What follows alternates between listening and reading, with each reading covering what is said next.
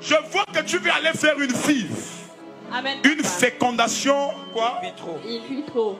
Une fécondation in vitro. Oui, papa. C'est pourquoi tu veux aller là-bas. Salutations à tous, mesdames et messieurs.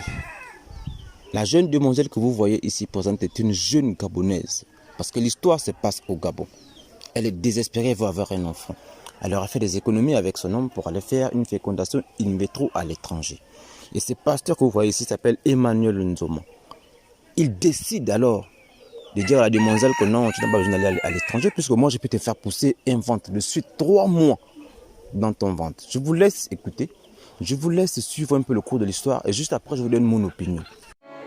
Dieu est en train de me dire, non, ta fécondation par in vitro c'est ici. Hey! Acclame très fortement pour le Seigneur. Pousse ta cri de joie et de victoire. Yes, sir. Est-ce que vous croyez au miracle bébé ici? Amen. Toutes les femmes qui n'enfantent pas, je relâche les bébés dans vos ventres. Amen. Toutes les stériles, je relâche des bébés dans vos ventres. Amen. Écoute-moi, madame. Je suis Emmanuel Nzoma. Je ne te connais pas. Yes. Dieu est en train de me dire, tu vas tomber enceinte là. Hey. Amen, papa. Powerful. Mitch original. Soyez là. Son ventre va commencer à... Mais c'est là-bas. Son ventre va commencer à pousser physiquement sur place. Amen.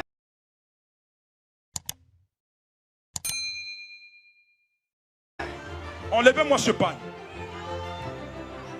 Enlevez. Ça va se passer devant vous. Atmosphère prophétique. J'ordonne à ce ventre de commencer à prendre un volume. Devant vous. Ceci est une démonstration de puissance. Vous croyez que Dieu nous parle? Il Jamais vous entend organisé au la voix. Gabon. Nous pouvons le constater. Comme ce ventre est en train de sortir maintenant physiquement. Il est en train de sortir. Ceci est un miracle extraordinaire.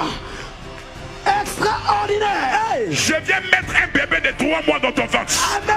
Je parle comme un prophète de Dieu. Amen. Je mets un bébé de 3 mois. Amen. Sécurité, soyez partout. Yes. Les gens sont en train de visiter. Oh, yes. Filmez le ventre de la dame. Oh, yes. Pousse encore. Amen. Pousse. J'ordonne aux anges Amen. de faire augmenter ce ventre. Amen. De faire augmenter. Yes. Augmente. Augmente. Augmente. Augmente. Augmente. Augmente. Lève les mains, crie.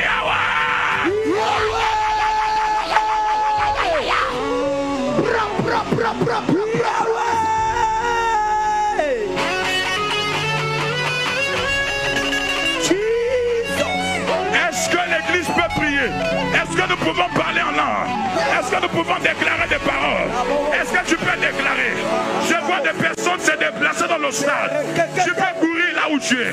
Ramachakatala. Vous venez de voir et de l'entendre, ce pasteur a fait pousser un ventre de 3 mois dans le ventre d'une femme. Comme ça, d'un coup. Donc le monsieur est devenu si fort qu'il a dépassé Dieu. Parce que nous allons d'abord faire un petit récapitulatif de la Bible. La Bible nous enseigne que Marie est tombée enceinte de l'Esprit Saint, qui est Dieu, pour mettre au monde Jésus, sans rapport sexuel. Mais le ventre a suivi un cours normal. Elle est tombée enceinte d'un jour, 2, jusqu'à 2 mois, 3 mois, 9 mois, et voilà, Jésus est venu au monde comme tout autre être humain. Mais ce prophète appelé Emmanuel Nzoma, lui, il a injecté la grossesse dans le ventre de cette jeune demoiselle comme ça d'un coup, comme lorsqu'on jette un caillou ou lorsqu'on met un gâteau dans de l'huile chaude. On met tac, quelques secondes après, on voit le gâteau sans film, il est déjà cuit, allez, on mange. Mais qu'est-ce qui se passe au Gabon? Le Gabon est-il devenu le siège du diable? Comment les Gabonais font pour croire à ce genre de bêtises? Mais qu'est-ce qui se passe dans ce pays? Comment les femmes du Gabon font pour ne pas voir que cet homme est un farceur? C'est un menteur, un trompeur. Il vient vendre les illusions, le rêve, à la limite du cauchemar. C'est pas normal.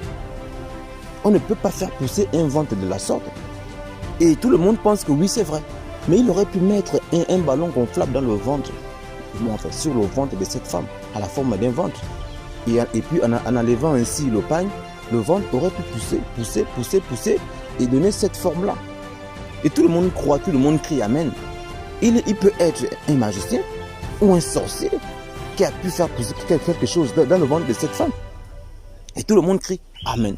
C'est normal. Vraiment, le pasteur, il est trop puissant, il est trop fort. Puisqu'aujourd'hui, au Gabon, un pasteur qui ne fait pas des miracles n'est pas un pasteur. Il y a des églises, il y a des pasteurs. S'ils ne font pas des miracles, ils sont vraiment des églises toutes vides. Donc, allez, tout le monde doit faire du spectacle, comme lui. Il a en train de faire du spectacle. Une merveilleuse scène dont lui-même il est l'acteur principal. Le reste là qui crie derrière lui, là, ce sont des acteurs secondaires. On a une belle scène. Et ensuite, il y a un public juste à côté, les chrétiens. Ils croient tellement en Dieu. Emmanuel Nzoma, le sauveur. Donc l'enfant là, c'est peut-être le nouveau Jésus en fait. Puisque lui-même Emmanuel Nzoma, c'est maintenant Dieu. Mesdames et messieurs, dites-le moi en commentaire, je vous prie. Je serais curieux de savoir, de connaître votre avis sur cette affaire. Parce que pour moi, cet homme, c'est un émissaire du diable. C'est pas un homme de Dieu. C'est pas possible, il ne peut pas être un homme de Dieu. Il est venu faire du mal. Est-ce que vous croyez vraiment que c'est un acte de Dieu? Dieu l'a-t-il agi à travers lui? Ou comme moi que cet homme est un envoyé du diable? Parce que c'est pas possible, il ne peut pas faire mieux que Dieu. Dieu, c'est le créateur. Ce qu'il fait, personne ne peut faire. À la limite, peut-être il aurait pu faire comme lui, à peu près comme lui. Mais il a fait mieux que lui. Comment est-ce possible? Il sort d'où? Dieu parle, dit-il, directement à travers lui? Il est de nous expliquer. Pour moi, c'est un diable, c'est un démon.